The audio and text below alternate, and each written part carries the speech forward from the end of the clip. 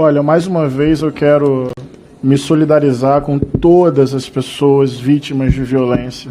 Jamais vou naturalizar e não pretendo jamais, em qualquer circunstância e para qualquer pessoa, comemorar a violência sobre um ser humano. Mas vamos à complexidade do debate. Primeiro, a saída temporária, conforme eu falei, é para regime semiaberto. Daí, o argumento honesto, até o deputado Kim colocou, não se acredita em regime semiaberto, é regime fechado até o fim. É um ponto de vista. Agora, tem mais requisitos para apenados com bom comportamento e que não podem ter sido condenados por crime hediondo. Estou falando isso porque o debate envolve emoção, mas também envolve razão. Pessoas condenadas por crime hediondo, segundo a lei de execução penal, não terão direito e não têm direito à saída temporária. Então, importante registrar isso para que o debate seja feito em cima dos fatos. Outro exemplo, olha como é que é complexo e não se pode pensar a legislação com casos, por mais tristes que sejam. Parte significativa do sistema prisional brasileiro é por pessoas presas por pequeno porte de drogas e furtos, sem utilização de armas. Não estou nem romantizando isso, só estou usando um princípio jurídico básico. Proporcionalidade, dosimetria, diferença do tipo penal. Então não se pode tratar todas as pessoas que cometeram crime como se o crime fosse o mesmo. Por mais triste que seja uma história e que exija de nós, requer de nós sensibilidade e empatia. Mas olha como é que o debate é mais complexo. Só existe saída temporária em caso de regime semiaberto, com bom comportamento, e se o apenado não tiver sido condenado por crime hediondo. Não é mudando a legislação, é mudando o controle sobre isso, que se evita esse tipo de acontecimento, na minha opinião. E frases como, vou topar esse debate, ele é muito difícil, mas vou fazer com integridade, dialogando com toda a sociedade brasileira. Eu não quero que aconteça nada com as pessoas que eu amo, porque eu não quero que aconteça nada com ninguém, jamais. Mas essa ideia de sair da prisão para o cemitério, isso significa o que na prática? A pessoa foi presa, independente do crime. A consequência disso é transformar a cadeia num campo de execução de seres humanos? É o que? Matar, morrer? A consequência dessa lógica é, não é, para concluir, não é mudar o tempo, não é mudar o tempo de prisão para quem cometeu o crime. Esse é um debate. O debate aqui me parece outro. Matou, morreu. Então vamos retroceder aqui uns 500 anos e vamos voltar a uma lógica de da prisão para o cemitério não tem segunda chance. A minha pergunta é devolvendo. Então qual é a legislação que materializa essa frase? Se a gente pegar a frase não tem segunda chance, se a gente pegar a frase da prisão para o cemitério, qual é o próximo projeto de lei? Evidentemente eu discordo radicalmente desse projeto. Eu considero o MST, o MTST, por exemplo, movimentos sociais legítimos, com pautas justas. Por exemplo, segundo o Instituto Rio Grandense de Arroz, o MST é o maior produtor de arroz da América Latina. Apenas um exemplo. O MTST, em 2020, distribuiu cerca de 156 mil refeições, 220 toneladas de alimentos com cestas básicas, 110 mil máscaras, apenas dando exemplos de movimento por reforma agrária, na minha opinião, pauta absolutamente justa, e movimento por reforma urbana e direito à moradia, pauta absolutamente justa. Senhor presidente, pedi só para parar o tempo, só para eu poder... Obrigado. Vamos deixar a parte da palavra. Prossiga. Não, na verdade, nas últimas sessões, eu quero até dar o testemunho de que, apesar das divergências, tem sido tratado respeitosamente por vossas excelências e sempre faço o mesmo. Então, eu considero esses movimentos sociais justos, legítimos, com pautas necessárias e um excelente trabalho. Então vamos lá. Por que não está aqui o escritório do crime? Grupo de matadores do Rio de Janeiro, que era organizado por Adriano da Nóbrega, que foi formalmente homenageado por Flávio Bolsonaro na Alerj e defendido por Jair Bolsonaro aqui na Câmara.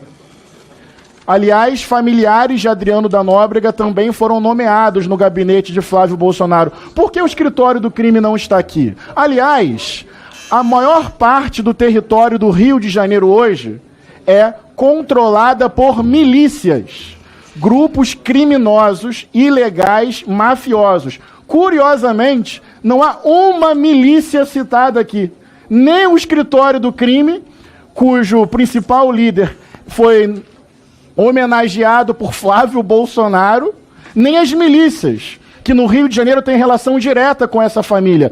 Olha que sintomático. Esse projeto vai ser aprovado aqui, ele não tem consequência ao longo da Câmara, ele não terá possivelmente uma aprovação final, mas o silêncio do deputado sobre milícia e escritório do crime é sintomático sobre o pano de fundo desse projeto. Muito orgulho de movimentos sociais contra facções criminosas, inclusive grupo de matadores e milícias do Rio de Janeiro ligadas ao ex-presidente da República. Eu faço ainda mais questão de desrespeitar, sim, quem compara pessoas de 8 de janeiro com Hamas. Não tem qualquer possibilidade de uma pessoa ter o meu respeito quando ela compara terroristas que botaram um bebê no forno e ligaram na frente dos pais com pessoas que quebraram vidros e mesas de maneira errônea e reprovável, é verdade, mas não tem qualquer tipo de comparação. Pergunte a uma mãe que perdeu um filho para o tráfico de drogas se ela acha justa essa comparação. O que é mais grave para ela, né? E hoje em dia tem um tabu, a gente não pode ficar falando essas coisas, que tudo não, é antidemocrático, pode ir para a cadeia. A única maneira de parar a direita, parar os conservadores nesse país, é censurando. E ainda assim não estão tendo muito sucesso. A Paulista, esse final de semana, deu o recado. Retornamos às ruas, voltamos às ruas porque nós preferimos arriscar sermos presos a viver num país que comunga com Hamas, a viver num país, prezada doutora Alane Garcês, que corre junto com o PCC. Vá você, sargento Saul, tentar ser recebido com advogados que defendem o pessoal do Rio de Janeiro lá no Ministério da Justiça. Agora, se tiver com o advogado do Comando Vermelho, talvez o senhor consiga, da família do Norte, do PCC, do ADA, do TCP, que são esses que o Paulo Bininski está colocando aqui numa lista. Meu Deus do céu, quando eu imaginei, Fraga, né, General Girão, que eu seria deputado federal para vir aqui para debater que o Hamas, o Hezbollah, o PCC, o CV merecem estar numa lista dizendo que são grupos terroristas. E isso é necessário, sabe por quê? Porque, por vezes, a Polícia Federal, que representa a Interpol aqui no Brasil, ela fica de mãos atadas, porque ela não consegue pegar um notório terrorista que cometeu um ato terrorista no Líbano, né, na África ou qualquer lugar, ele vem aqui no Brasil tirar um período de férias, e a PF, por vezes, não consegue fazer nada, porque mesmo tendo a convicção de que aquele cara é um terrorista, ele não cometeu crime no Brasil. É uma honra ser tão atacado por um pastor que diz que legalizar o aborto cabe às mulheres, né, que tem mais legitimidade para tratar desse tema, ou ainda quando fala que aborto não tem a ver com cadeia, mas com acolhimento. Para mim, esse tipo de pastor, só se for pastor da Shopee. Pastor de verdade, ele defende a vida, está lá no Êxodo 20, nos 10 mandamentos, desde a sua concepção. A importância da CPMI, excelente trabalho aqui presidido e relatado, né, pelo Zucco e pelo Ricardo Salles, é que conseguiu expor um pouco disso que acontece. E quando aquela senhora, naquele vídeo que viralizou, ela vai às lágrimas falando como que ela se libertou do MST, o pessoal do PT, os deputados, riam e faziam chacota. O governo Bolsonaro estava acabando com o MST sem dar um tiro. Como? Principalmente dando aquilo que o PT sempre prometeu e nunca deu, que é o título de terra. Foi recorde. Mais de 400 mil títulos de terra dados para essas pessoas que passaram a acordar para a realidade. O PT não quer que eles tenham título de terra, porque senão eles saem do movimento. Deixa de ser massa de manobra do PT. E a CPI das ONGs que está no Senado, eu espero que ela culmine com um relatório que tenha força para a gente votar um projeto de lei para regulamentar as ONGs. Está cheio de ONG na Amazônia. Por que não tem ONG no Nordeste, prezado Palumbo? Por que não tem ONG lá no Nordeste, já que falam tanto que estão com sentimento nobre para combater a pobreza, para salvar as crianças? Não vai no sertão, né, Meira? Não vai levar água para lá. Agora, no Nordeste está cheio de ONG. Por que será isso? O próprio fundador do Greenpeace, né, no documentário Cortina de Fumaça lá da Brasil Paralelo, ele falou, quando eu criei na boa vontade, mas agora eu saí porque virou negócio, business.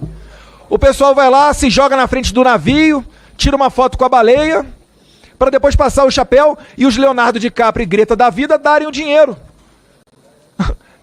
Ficou um negócio escancarado isso daí. E agora eu pergunto, cadê a Greta? Cadê o DiCaprio? A Amazônia batendo recorde de incêndio. pelo menos tenham a decência de falar que atacavam Bolsonaro para colocar um deles ali, mesmo que seja o protagonista dos maiores escândalos de corrupção do planeta Terra. Mas isso ocorre por quê? Porque o Lula atende aos interesses internacionais. Está travando o agro, está colocando MST para invadir terra de novo. O Brasil vai ter problema de inflação, vai ter problema de desemprego, não vai demorar muito. Isso daí é desejável pela esquerda. A esquerda, ela quer a inflação.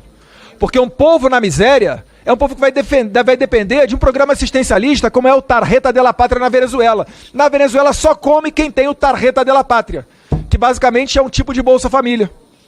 Isso que ele recebe a bolsa, né, uma cesta básica que não dá para o mês inteiro, mas para ele manter aquilo válido, o que ele tem que fazer? Ele tem que votar no Maduro, ele tem que ir para a rua, ele tem que apoiar o governo. Aprenderam com Cuba a utilizar a fome como instrumento político. Então, isso daí, como bem dito anteriormente pelo Coronel Ulisses, isso daí é a esquerda.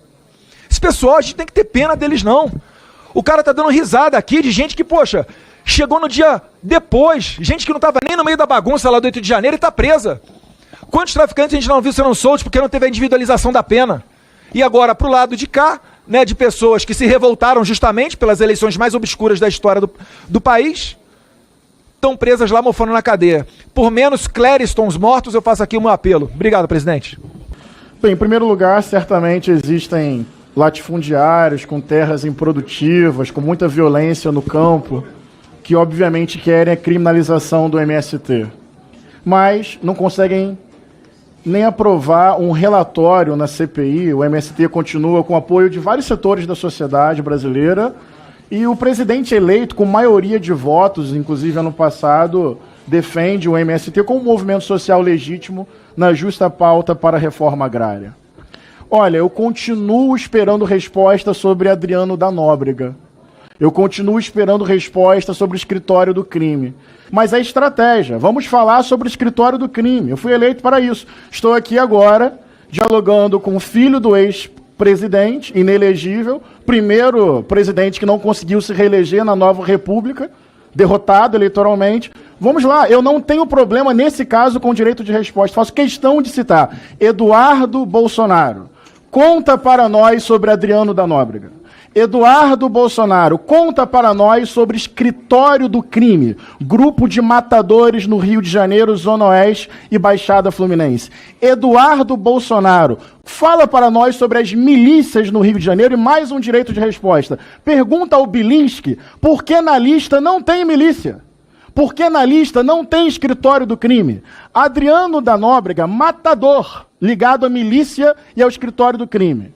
Não é relação indireta, não. Não é que ele foi num ministério, na época que Bolsonaro era presidente. Então, um ministro, sem saber, teve uma reunião de um secretário com ele. Não é isso, não. Adriano da Nóbrega foi homenageado na Alerj por Flávio Bolsonaro. Sua mãe foi nomeada no gabinete dele. Bolsonaro, o pai, o chefe, falou aqui no plenário, um grande capitão. Estamos falando de um matador. Que matava bandido que vocês Ótima defendem. oportunidade de falar sobre isso. Relação com milícia. Vai dizer que milícia não é máfia? Vai dizer que milícia não é crime? Vai dizer que grupo de matadores age dentro da lei? Ótima oportunidade. Não tenho nenhum problema agora com o direito de resposta. Só peço que seja rápido, porque eu tenho que relatar daqui a pouco um projeto na CEPASF. Para mim, Comando Vermelho é facção criminosa. E a milícia do Rio das Pedras também. E Rony Lessa também. E Queiroz também. E Adriano da Nóbrega também. E Janones Por que não também. falam sobre milícia? E Janones não. Usa o direito de resposta. A Mas você tá com pressa? Você tá com pressa? Eu não estou com pressa. Você falou que estava com pressa? Eu fico mais 3 minutos para ouvir o filho do inelegível falar. Não tem problema. Não tem problema, não. Foi a justiça. Foi a justiça. Veja bem. Eu só quero uma pergunta, eu só quero uma resposta. Adriano da Nóbrega, escritório do crime, grupo de matadores e milícias, Bilinski e Eduardo Bolsonaro, por que não está na lista? E vocês podem voltar a vencer. Para mim, a questão é integridade, é honestidade. Milícia é máfia. Milícia é organização criminosa dentro do Estado. Milícia faz controle econômico de território. Milícia tortura. Milícia mata. Milícia mata. Não, não foi o Dino, nem o filho do Dino, que homenageou o miliciano publicamente.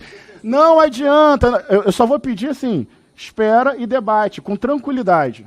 Pode ter entusiasmo, manter a tranquilidade e o respeito. É isso que é importante. O silêncio desse projeto do Bilinski sobre matadores e milicianos é impressionante. Eu vou defender o MST, eu vou defender o MTST, eu vou chamar Comando Vermelho e PCC de organização criminosa, assim como o escritório do crime e as milícias. Quem não fez isso foram vossas excelências. Por quê? Por quê? Daí, não sei se veio aqui para o microfone, Eduardo Bolsonaro falou, matador de bandido. Não sei se vai ser a linha que ele vai defender. Então, calma aí, só para eu entender. Acabou a justiça, acabou a Constituição, aliás, acabou a polícia. Porque uma policial militar foi assassinada no Rio de Janeiro essa semana, muito provavelmente por milicianos.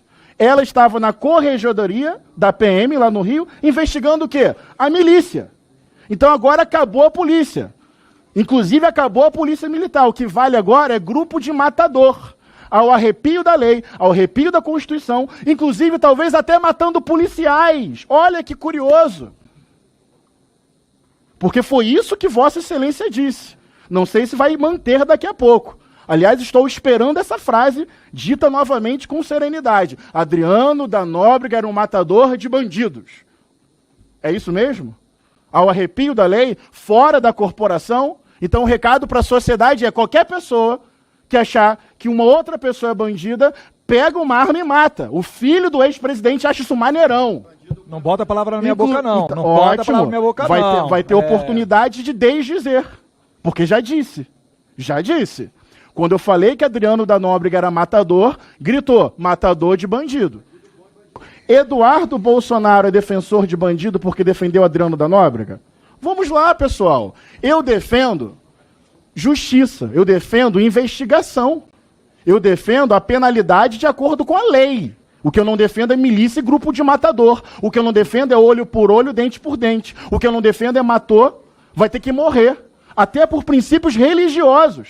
Eu sou discípulo de um torturado, que no limite da morte não desejou mal aos seus adversários. Eu estou aqui com firmeza.